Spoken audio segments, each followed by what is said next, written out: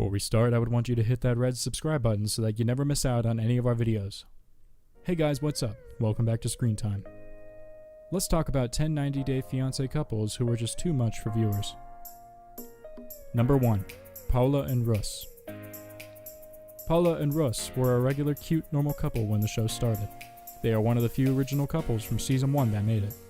Initially, Paula was a fan favorite, and people thought Russ was extremely lucky to have her, especially looking like she does. Unfortunately, they have both grown to be extremely annoying. This became noticeable when Paula moved to Miami, which was the best move for them both, and started acting like she didn't have a man. When Russ showed up and started reacting, we just couldn't keep up with the back and forth. They have now been downgraded to just being on pillow talk, and we agree that this is the best decision. Number 2. Paul and Kareen. Paul and Kareen are such a mess that we don't even know where to start. At first, we felt sorry for Kareen not realizing who she had wrapped herself up with. But now they've been together for several years, have an adorable baby, and Paul is still acting like a complete idiot. He runs away every time he has to tell the truth or is confronted. He can never get a job, and when he does, he can never keep it. By now, if Kareen was really going to leave, not all this fake stuff for social media, she would be out the door, baby in hand. Both of them are just annoying at this point. The truth is, if they played their cards right, they could still have the drama, and we all wouldn't be so annoyed every time they make the news. At this point, it's just overbearing. Number 3. Danielle and Mohammed. Season 1 couple Danielle and Mohammed have been broken up for quite some time now, but their relationship will go down in history. We are inclined to feel sorry for Danielle, but come on. Anyone could see from day one that Mohammed was not into this woman. The relationship was so annoying because of Danielle's desperation and Mohammed's inclination to take advantage of her desperation. It's safe to say that both parties contributed to be the most hated couple. Number 4. Ashley and Jay. Liar, liar, pants on fire, Ashley and Jay are now known as the fakest couple of the series so far. Jay has been accused of cheating, stealing money, and all sorts of other wild things. Ashley has been accused of faking an illness, lying about the custody of her kids, and her overall relationship with Jay. They routinely ticked off a lot of viewers, and no one could keep track of their story, or any of the timelines they were peddling. The couple eventually broke up, or didn't. We don't actually know at this point. Number 5. Eric and Leda. Eric and Leda are more drama off camera than on, and that's a hard pill to swallow for some, seeing as they were absolutely horrible and hard to stomach. Eric came off as weak and pathetic, and Leda came off as a horrible person for trying to force him to stop paying child support. The couple is still together, with a few reports coming out where Eric was arrested for a domestic against Leda. He later admitted to having to physically restrain her from harming herself, hence the domestic violence situation. Number 6. Ricky and Melissa. Ricky was such a creep, and we only wish that we knew it before we got to Colombia to meet Melissa. The biggest problem we had with both of them was that first and only dinner date they had. They both seemed like they did not want to be there. In addition, the fake couples seemed to part ways so quickly that it was almost unnatural for them.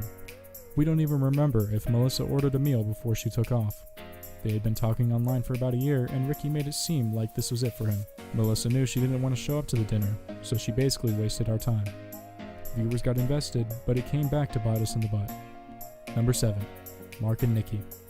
With an almost 40-year age gap, this couple rubbed people the wrong way immediately.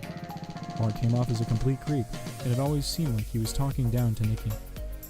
The controlling aspects of Mark, and in particular the way he speaks to Nikki like she is a child, was just a little too much for viewers.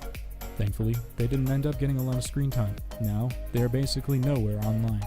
We can't help but assume Mark limits Nikki's social media time, if she gets any to begin with. Number 8.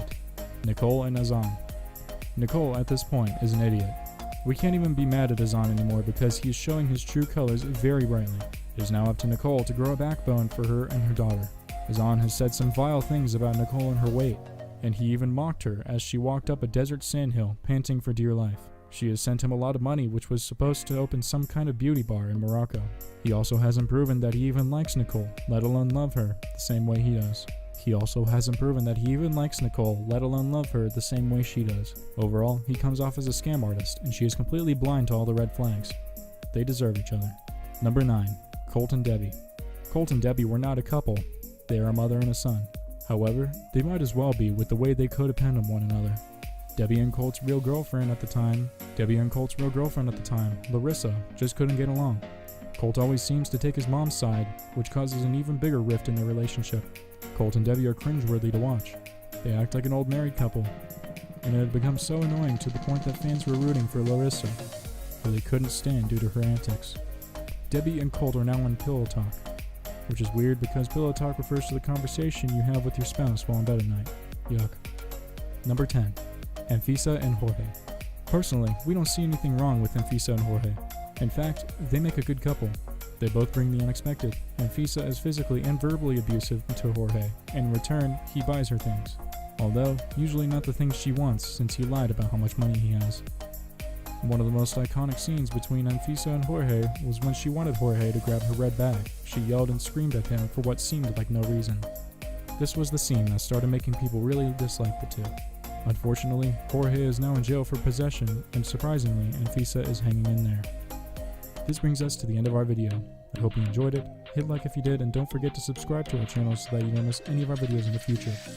Also, watch the 2 videos that are on your screen because I'm sure you'll love them. With that, I'll see you in the next video.